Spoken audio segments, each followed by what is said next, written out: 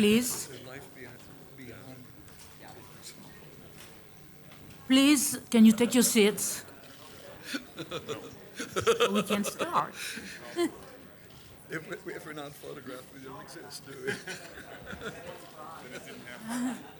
Okay, thank you. Okay. This is cooler here. Okay, why is it rock? Thank you, thank you. So, before we start, I want to say hello to a lot of people who are here in the audience and who were very influential to the film. Alessandra Lo Savio de Alacran Film, Riorica Lo Salvio de Alacran Film also, Amy Gilliam,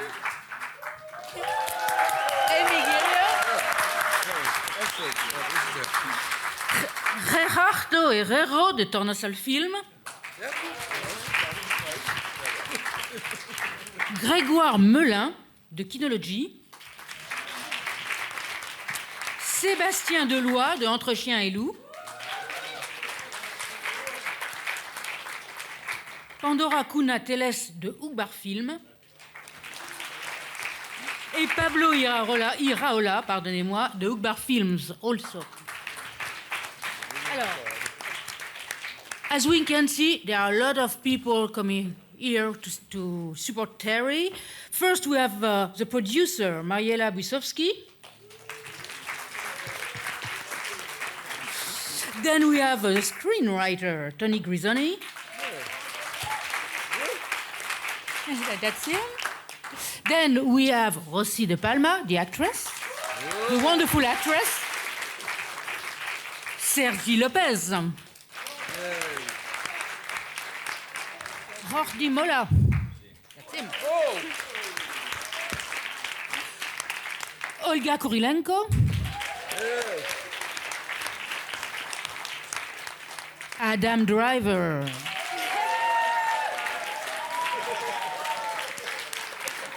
And then here with me we have Oscar Jainada.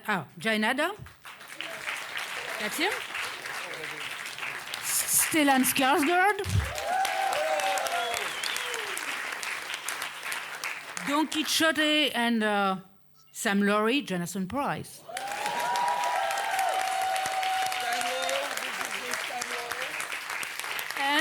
And the one and only Terry Gilliam.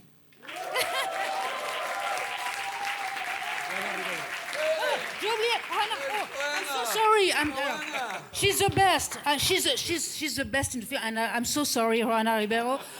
I apologize. God. I apologize.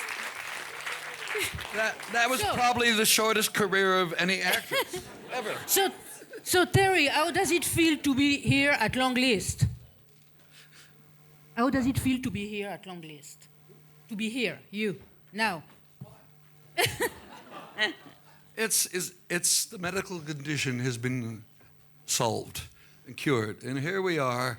And it's been about 3 weeks since we started making this film. We did it very quickly, and we're very happy to be able to show that you can work quickly these days. You can make a film for next to nothing in no time at all. So I'm just happy to be part of it. And a quick question to all your actors, starting with JOANA, so she will forgive me. How was it to work with Terry? It was incredible because Terry, he really did give us the opportunity to be part of the script, and we had a chance to participate in the creative process. Thank you. So it was incredible. It's incredible to be here with all these people. So yeah. Jonathan, maybe. What am I saying? Yeah, if you're happy to work with Terry and how it was. I'm very happy to work with Terry. I'm just happy to be working at my advanced age. It was wonderful. We've got quite a long history now, going back to Brazil, Munchausen, Brothers Grimm, and finally, yes. Would you work with Terry Gilliam again? No. So finally, no, I'd work with him in a heartbeat. No, I can't say that. No, it's great. I mean, Terry does say that he put a lot of obstacles in the way of Quixote being made, expressly to wait until I was old enough to play Quixote. But it was a great experience. So maybe He grew old enough to bring his own eyebrows and beard and mustache. That's why he got the job. Yeah. So I'm going to see if there is any question. Rodrigo? Here, Rodrigo Fonseca from TV Globo Brasil. Here, Terry. Hello. Congratulations for such a masterpiece. This is a wonderful, wonderful film. Thank you all. Which Brazil? Are you talking about Brazil? I'm from Brazil. This film, I'm Oh, I talking thought you were about Don talking about Quixote. my film, Brazil. Yeah, no, Don Quixote. You mean talking about this film? This film. It's good? It's a masterpiece. Oh, big surprise. Who would have known? Yeah. So, Terry, what's the importance of Cervantes' words for you after all the heroic efforts you did to turn his words into a film? Is Don Quixote still a hero for you? Thank you very much. No, he's been a pain in the ass for 25 years. And finally, we got him out of the system. That was the important thing. Quixote is, I mean, we all know Quixote and Sancho are two of the greatest icons ever written. They represent both the greatness, the dreams of people, and the reality of life. And how can you not make a film about Quixote in some ways? Because and Cervantes was so brilliant in his writing. It was so funny. It was about society. It was about everything. And hopefully we got a bit of that into the film. Thank you. I got nothing more to say. It's done, finished. But nobody's asked me what it's like for me to work with Terry Gilliam. Hi, Terry. Paulo Portugal here. Here. Hi. I got you. Jornali, Metro International. I actually met you and some of you guys in Portugal during the set visit in lovely Tomar Monastery. So I would like to ask you, how was your experience shooting there and basically in Portugal? Thank you. The first part of the best experience, because it was a good experience, was I was forced to work with some Portuguese actors. And I had to have an Angelica for Portugal. And we found one. If I had been lurking otherwheres, that's not a word, fuck it. I'm tired. No, that was great in finding JOANA and the Convent of Christ, the Knights Templar monastery, which is such an extraordinary building, absolutely extraordinary. Actually, it was all the money the Knights Templar took with them when they were thrown out of France, and they built the Convent of Christ. So thank you, France, for throwing the Templars out and sending it to Portugal. No, we had a great time. Good people in Portugal who got us through probably the most difficult scenes. I mean, with the burning of Santa Cathartica, that was the big night. And where nature had been so kind to us through the entire filming, being sunny when we were completely vulnerable, the night of the biggest part of the show, 350 extras, the big special effects, nature decided to piss on us. It rained. And that was the only time. But I thought it showed what a good joker nature can be, a great sense of humor. It was wonderful.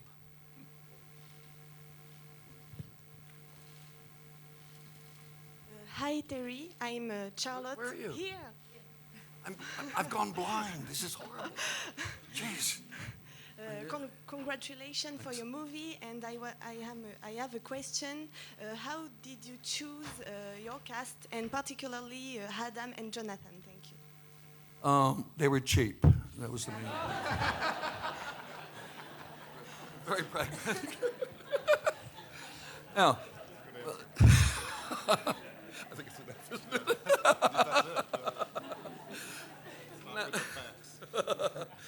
No.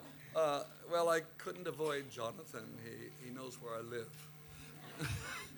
And strangely enough, when I was working with Mike Palin, I went to see a Pinter play that the caretaker, where Jonathan was playing, and he was phenomenal. And I said, did I make the wrong choice? And luckily, Mike chose to do some other work when the film collapsed, and I was stuck with Jonathan. Brilliant. Adam was somebody cheap, available. He was working. He was working in London. Right. We didn't have to, but I don't know. We met. Amy, my daughter, got me together. I don't even remember how it happened, but Amy organized it. We went and met in a little pub in Hampstead, and here was this guy that didn't look anything like what I thought Toby should look like. Nothing about him was like Toby, and I suddenly knew I had the right man. I'd never even seen Girls, not even, I still haven't. Is he good?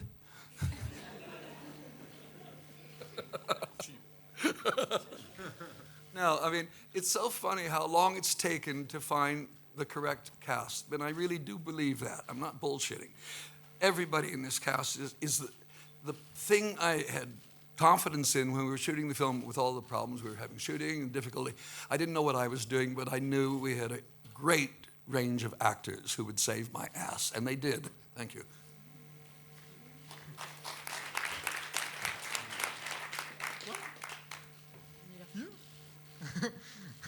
Okay.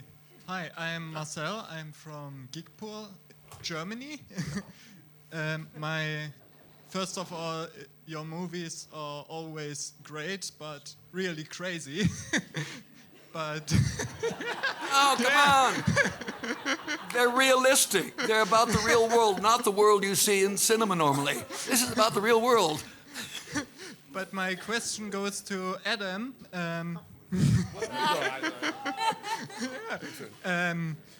How was it? How did you prepare for your role, and what was the most challenging aspect of playing this character? I don't know. I haven't really sought and evaluated what the most difficult or less difficult. I don't self-reflect in that way. It's always usually about how the world is collapsing and why are we all here. But apart from that, then me. Yeah, right. Yeah, I'm a selfish person by nature, so the movie made sense to me. It was mostly kind of in the script. Where'd you go? It's like boring answer. Yeah. It's more where that came from. I have lots of boring things to say. When I was 13, I'm just kidding. This is a great story. I don't know how, like you're on this set, there's not any kind of preparation or idea that you have as quickly goes away when a goat is staring at you or the sheep are going the wrong way. You kind of have to trust Terry and the other actors that you're around, which is like almost a death sentence. And that was a joke. That was a bad joke. No one laughed at that. I know. It's actually quite funny. Thanks. But apart from that, I don't remember what the. I don't remember. So you didn't spend much time. I read the book, and you didn't prepare for kissing a sheep. No. Indiana, we don't do that. It's mostly cows. This is going bad really quickly. What was your question again? I don't even remember. How did you prepare? I'd answered it. Yeah, you try to be as unprepared as possible, I guess. That's my answer. Okay. Like now. Yeah. No more questions. Oh, I can't hear you. Can you do sign Other language? microphone? Okay. Semaphore? Yeah, I'm here. So I'm Geza Csalpő from Hungary, Népszava Daily. I would like to ask you, Mr. Gilliam, how did the story change in the past 25 years? So if you would been made this film before, would it be different? And also, since you put the main character role, a film director, can I understand this film as a ironic and cynical picture of Hollywood and film industry? Whoa. I think the answer is no, apparently. It changed a lot. It got much better over the years. Tony is very slow at writing. His spelling is terrible, and it took us years to get the spelling right, was the first thing. And that's not going down very well either. Luckily, I brought my own audience here, you guys. They were paid to come here today. They didn't do it out of love. It was cheap, but it was money. And it's No, it changed. It got more interesting. It was originally about a guy getting hit over the head, a guy who made commercials, hit over the head, ending up in the 17th century with the real Don Quixote. And that was expensive, so I thought if we can keep it all in the modern world, we can have planes in the sky, it won't matter, telephone lines, all. So it was, again, done for cheapness. And then it grew. I think it was Tony's idea. That's Tony Grisoni, who claims to be one of the writers. I think it was your idea to have him having made a film 10 years earlier, wasn't it? Yeah, well, I think, I can't remember whose idea it was. I just remember us playing around with that notion that maybe this guy that Adam plays, that Toby would have come from somewhere. He didn't just arrive from nowhere. And as soon as we started talking about that idea that he had tried to make a film about Quixote when he was young and innocent and everything looked great, and that then he had kind of lost himself, it suddenly made sense because that, well, comes back to bite him in the ass, which Adam didn't prepare for. Right. Well, also the idea of not to answer your question, but the idea of inspiration too, where in the town they don't really have an avenue and to continue with it. When Toby is a tourist in a way, he can kind of come in and play around with people's hopes and expectations, but then leave. Whereas the town itself is inspired, but if they don't have an avenue to put it, is he responsible for it? Is he not? Or are you responsible for someone else's inspiration? I thought all those kind of things were interesting themes or questions that are raised that we don't really answer. And I think for me, one of the sins of Toby is a man with talent who chose the highly paid route and ends up selling dog food and toilet paper rather than making films with ideas. And I felt he had to pay the price, and so he's punished quite a bit. But he comes out as a decent human being by the end, and he's got a gal by his side. A gal who is playing Sancho Panza. Cervantes didn't write this. That's why it's so modern, this film. What about you? Yes, this is on. Hi, Brian Johnson from Maclean's magazine in Canada. Terry, I guess you've been sufficiently punished by now by this film.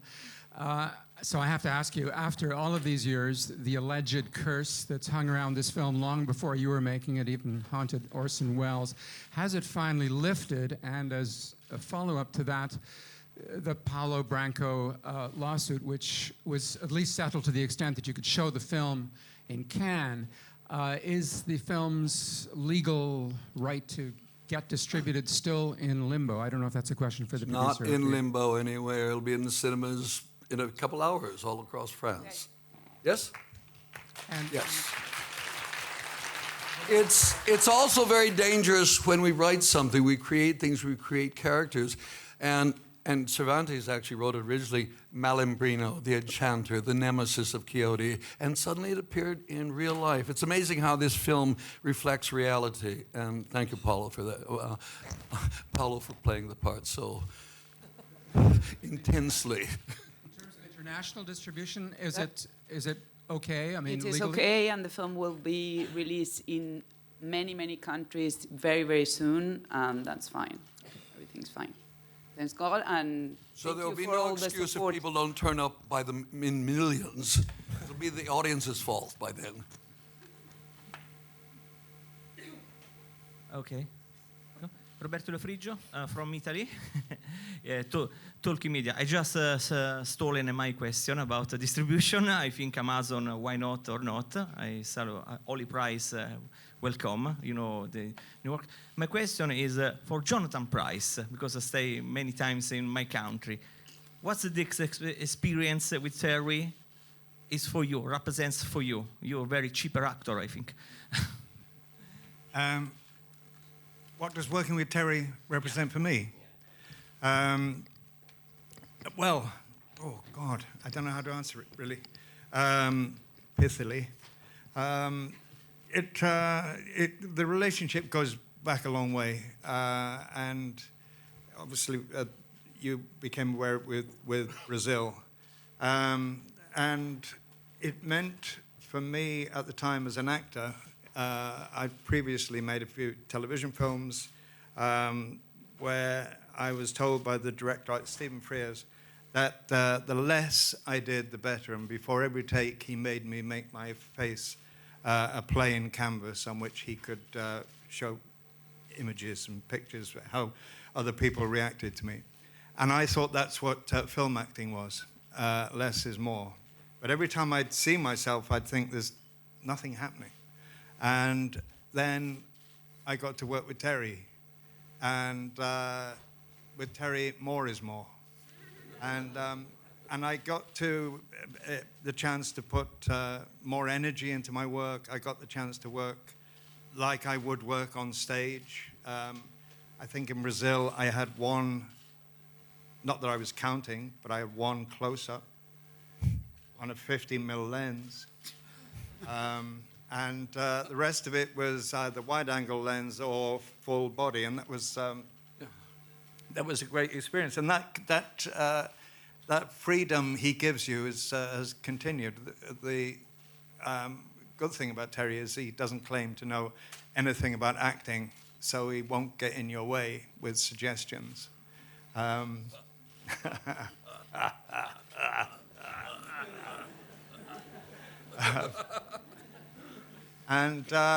he's no, it's great. The set is a very energized and energetic set to work on, and it's constantly inspiring and constantly creative, and often tedious.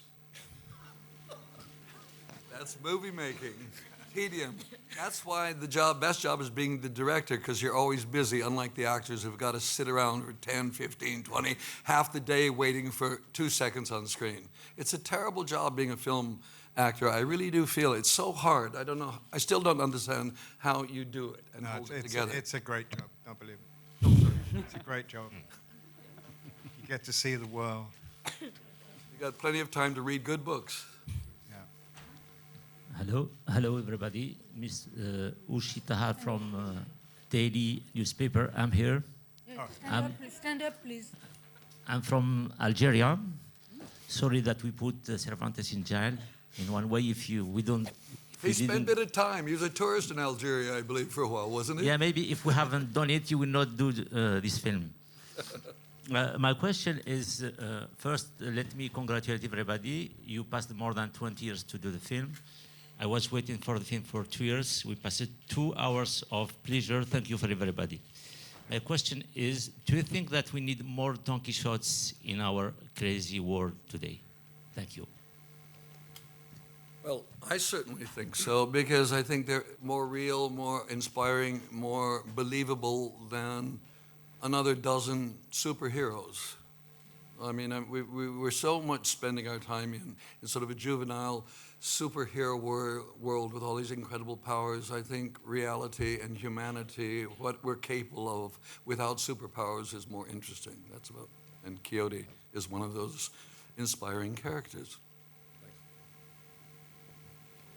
Kylo Ren's very good, though. I was going to say, not all superpowers are bad. Some are good, like lightsabers. You don't have superpowers. You're not. Yeah, you haven't been in the Marvel films, have you? No. Okay, he's okay. Hi, Terry. Where are you? Yeah, I'm here. Oh, hello. I'm Ricardo from HBO, also from Brazil, the country, not the movie. Then. Oh. My question is, like all the movies comes now with sequels and trilogies and everything. I'd like to say, as you've done brilliantly, and also like as by now it's easy and cheap and everything to do the movie, how much time more we need to wait for the whole Quixote trilogy to end then? It's done, finished. I don't like doing sequels. So it's got to live on its own. Unless somebody has some money. Anybody got some money to? No, I don't know. We could, I was thinking at the end, maybe I was thinking it should be Doña Quixota. It should be the next one. A woman as Quixote.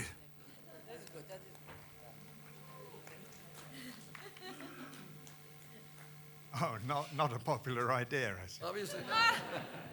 Well, that's we throw the good ideas out. You decide whether we continue. I won't be doing that one. Thank you.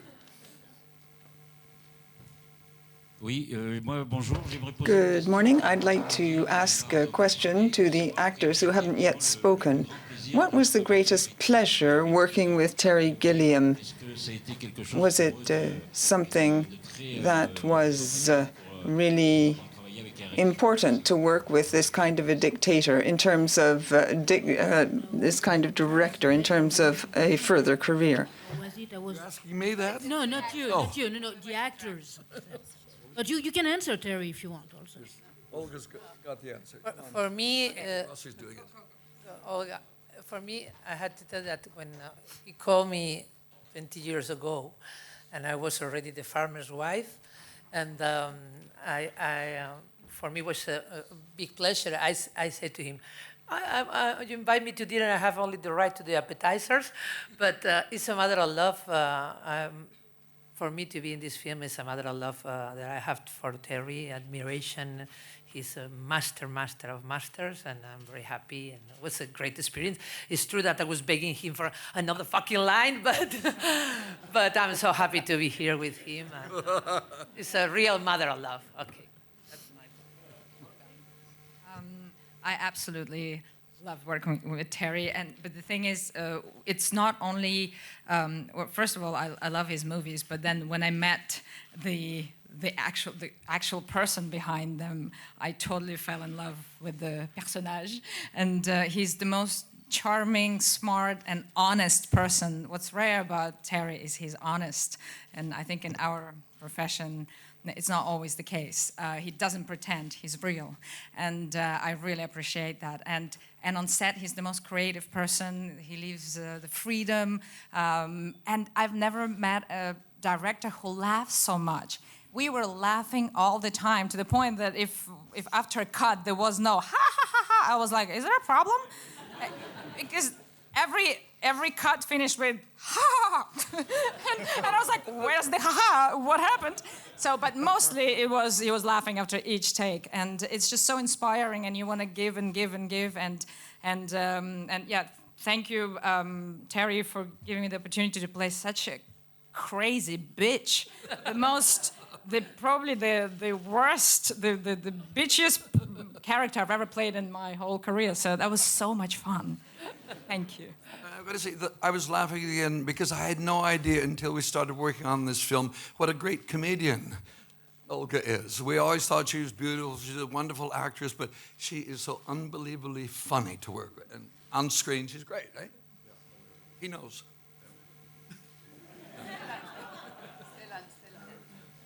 Adam? No. Adam? That's your turn. Oh, no. Stellan. No, Adam. Adam. That's you. What's it? Working with. You're here to praise me. Yeah. That's it. Yeah. It's great. It's completely unique to itself. I remember the last day of shooting, I was hanging upside down, wearing crushed velvet pants, by a giant. There's no other world in which that would be get the chance to do that other than working with Terry. He to what she's saying, to what Olga is saying, just the atmosphere is, there's no director hat that suddenly goes on or that's different on set than he is in life. He's just as enthusiastic, and that he seems to be acting the scenes out at the monitor along with you. He feels it physically in a way that you can't help but absorb, and makes everybody on set, the energy everyone feels at the very front of their feet, and that doesn't really end until. Well, that just doesn't end. Even off camera, back at the hotel, it's everyone's. He creates an atmosphere where you can kind of feel free to try anything. Oscar, what about you? For me, it was a pleasure to work with him, and I think there are a few actors that need to work with such a maestro. No, and for me, Terry Gilliam is a maestro, and I needed to work with him. And when we met, I just feel it that he's a huge and he's gonna do the film that he's done. No, it's amazing, and for me it's a pleasure to work with all this cast and with Terry Gilliam. That for me is one of the maestros. No? So before dying, I had to do it, and I did it. So you can done. Yeah. Stellan? Well, I think we all wanted to save his ass, and he's got an ass worth saving. So that's why we went in for it. But when it comes to to work, I never realized I was working actually, because it was like a bunch of kids in a sandbox all the time. And that's how you want to live. That's true. Jordi? What about you? Joe. Yeah. Yeah. Big chance. Yeah. Don't fuck it up. Get it right. For sure. Imagine working with a guy who is addicted to be kind of cruel, who is addicted to have a lot of fantasy, who is addicted to chaos, organized chaos, but who is addicted to adrenaline. That was my experience working with Terry Gilliam, a guy who needs adrenaline. And actually, the day that started raining at Tomar, it was the only moment where I saw Terry Gilliam at 5 in the morning with his cowboy hat like this. You were so cool. Was I? Yeah, yeah. You were cool, like with your cowboy hat and sleeping. You were super cool. And that was the only second that I saw this man lowering his level of adrenaline. If you combine that with this really group of fucked up, crazy actors that there is in this table, except Jonathan, the experience was brutal and full of adrenaline.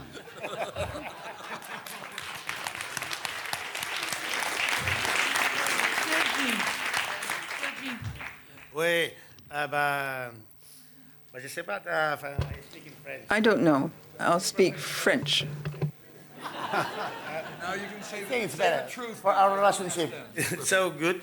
No, but dans tous les films, la personnalité du réalisateur, c'était quelque chose. The personality of a director is extremely important in films.